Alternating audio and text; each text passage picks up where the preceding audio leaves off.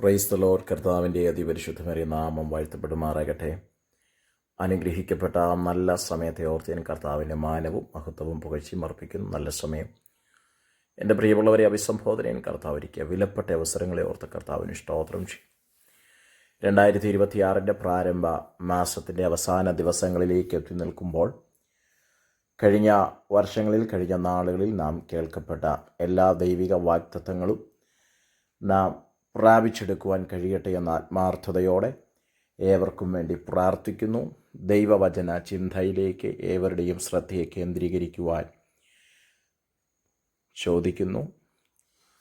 പ്രിയപ്പെട്ടവരെ, നമ്മുടെ വിലാപത്തിൻ്റെ കാലങ്ങളെ മാറ്റി സന്തോഷിക്കുന്ന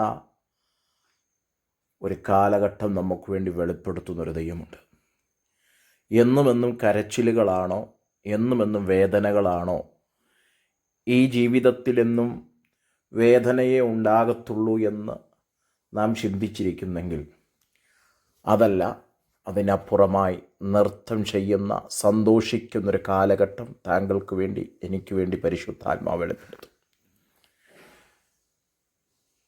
സങ്കീർത്തനങ്ങളുടെ പുസ്തകം 30-ാം അധ്യായം അതിൻ്റെ 11-ാം വേദഭാഗം ഇങ്ങനെയാണ് വായിക്കുന്നത്: നീ എൻ്റെ വിലാപത്തെ എനിക്ക് നൃത്തമാക്കി തീർത്തു, എൻ്റെ രട്ടു നീ അഴിച്ച് എന്നെ സന്തോഷം ഉടിപ്പിച്ചിരിക്കുന്നു.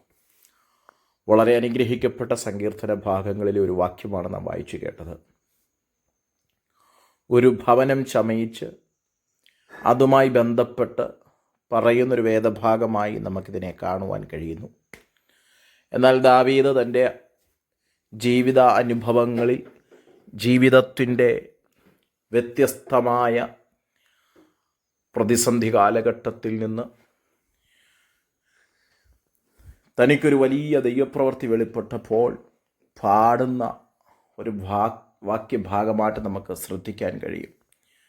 ദാവീദിനോട് ചോദിച്ചാൽ ദാവീദ് പറയും, ജീവിതത്തിൽ എന്നും വിലാപവും എന്നും ഓട്ടങ്ങളും എന്നും ഒളിച്ചിരിക്കുന്ന അനുഭവങ്ങളും നാട് വിട്ട് നാടാകുന്ന നാട്ടിൽ ഓട്ടം മാത്രമേ ഉള്ളൂ എന്ന് ചിന്തിച്ചിരിക്കുന്നൊരു കാലഘട്ടത്തിൽ നിന്ന് തൻ്റെ ലൈഫിനെ തിരിക്കുന്ന, തനിക്കു വേണ്ടി ദൈവത്തിൻ്റെ നിയോഗം വെളിപ്പെടുന്നത് ആമേഷ്ടത നമുക്ക് വളരെ പ്രാധാന്യമായി നമുക്കറിയാൻ കഴിയും. പ്രിയപ്പെട്ടവരെ, നമ്മുടെ ഈ ജീവിത നൗകയിൽ നാം ചോദിക്കുന്നൊരു ചോദ്യമുണ്ട്. ചില ജന്മങ്ങൾ, ചില ജീവിതങ്ങൾ കഷ്ടമനുഭവിക്കാൻ വേണ്ടിയിട്ടാണോ ദൈവം വിട്ടിരിക്കുന്നത്?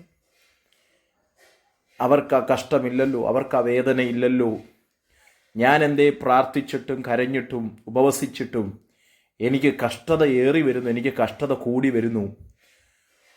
ഇന്ന് രാത്രിയിൽ കിടന്നുറങ്ങി നേരം വെളുത്തെഴുന്നേൽക്കുമ്പോൾ വലിയ പ്രത്യാശയും പ്രതീക്ഷയോടും കൂടെ എഴുന്നേറ്റ് വരും. ഇന്നൊരു വലിയ ദൈവപ്രവൃത്തി വെളിപ്പെടും, ഇന്നൊരു നന്മ കാണുമെന്ന് പ്രതീക്ഷയോടെ എഴുന്നേറ്റ് വരുമ്പോഴും അന്നത്തെ ദിനം അവസാനിക്കുമ്പോൾ പലപ്പോഴും നിരാശാജനകമായ വാർത്തകളും നിരാശാജനകമായ വാക്യങ്ങളുമാണ് ഞാൻ പറയാറുള്ളത്.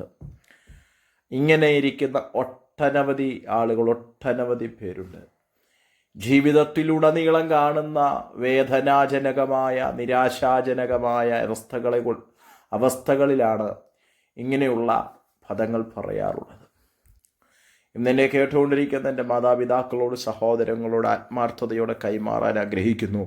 എന്നും വിലാപങ്ങൾ മാത്രമല്ല, എന്നും കരച്ചിലുകൾ മാത്രമല്ല, എന്നും മുഖം വാടി തല താഴ്ത്തി ഹൃദയം തളർന്നിരിക്കുന്ന അനുഭവമല്ല, അതിനപ്പുറമായി നമ്മെ കരം തന്നെഴുന്നേൽപ്പിക്കുന്ന, ഏതു വിലാപത്തെയും നൃത്തമാക്കി മാറ്റുന്നൊരു വലിയ കരം ചലിക്കുന്നുണ്ട്. ലൂക്കോസിൻ്റെ സുവിശേഷം 7-ാം അധ്യായം പഠിക്കുമ്പോൾ അവിടെ നയീൻ എന്ന പട്ടണവാതിൽക്കൽ ഒരു വലിയ വിലാപയാത്ര നടന്നു വരുന്നത് നമുക്ക് കാണാൻ കഴിയും. ഒരമ്മ തൻ്റെ ഒറ്റ മകനെയും കൊണ്ട് ഒരു ശവമഞ്ചത്തിൽ തൻ്റെ ജീവനറ്റുപോയ തൻ്റെ മകൻ്റെ ശവശരീരവുമായി പട്ടണവാതിൽക്കിലേക്ക് വരുന്നൊരു കാഴ്ച വളരെ വേദനാജനകമാണ്.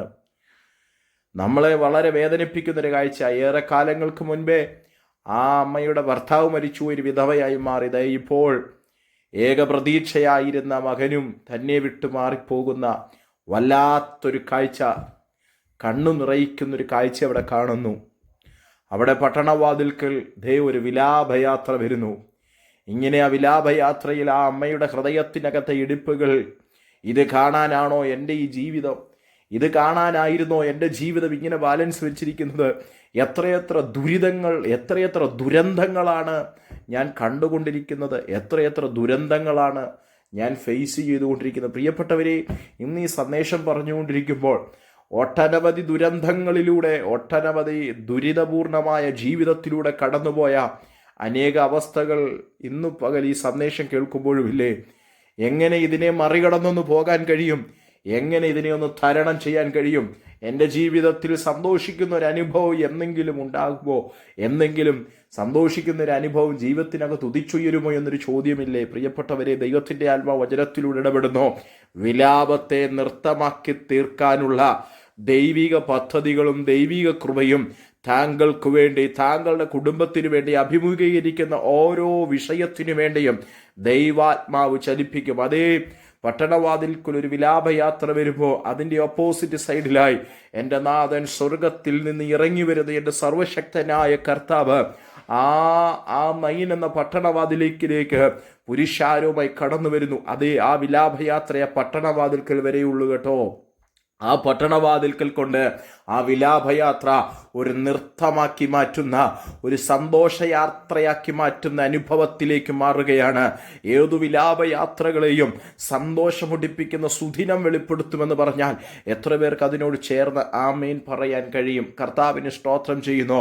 യേശു നമ്മുടെ വിഷയങ്ങൾ കണ്ടാൽ എത്ര ദുരിതമുള്ള വിഷയമായിക്കോട്ടെ, എത്ര ദുരന്തമായിക്കോട്ടെ, ആ യേശുവിൻ്റെ കരത്തിലേക്ക് കൊടുക്കാൻ കഴിയുമെങ്കിൽ ആ വിഷയത്തെ നൃത്തമാക്കി മാറ്റുന്ന, സന്തോഷമാക്കി മാറ്റുന്ന ഒരു ദൈവത്തിൻ്റെ കരമുണ്ട്. അതുകൊണ്ട് ഇന്ന് പകൽ, ഇന്ന് ഈ സമയത്ത് ദൈവത്തിൻ്റെ കരത്തിലേക്ക് നമ്മെ ഒന്ന് ഏൽപ്പിച്ചു കൊടുക്കുക. എൻ്റെ വിലാപങ്ങളെ എനിക്കൊരു നൃത്തമാക്കി മാറ്റണമേ. എൻ്റെ വിലാപങ്ങളെ സ്തോത്രം എനിക്കൊന്ന് മാറ്റിത്തന്ന് സന്തോഷത്തിൻ്റെ ഒരു അനുഭവം തരണമെന്ന് പ്രാർത്ഥിക്കാം. കർത്താവ് വചനങ്ങളാൽ നമ്മെ അനുഗ്രഹിക്കുമാറാകട്ടെ.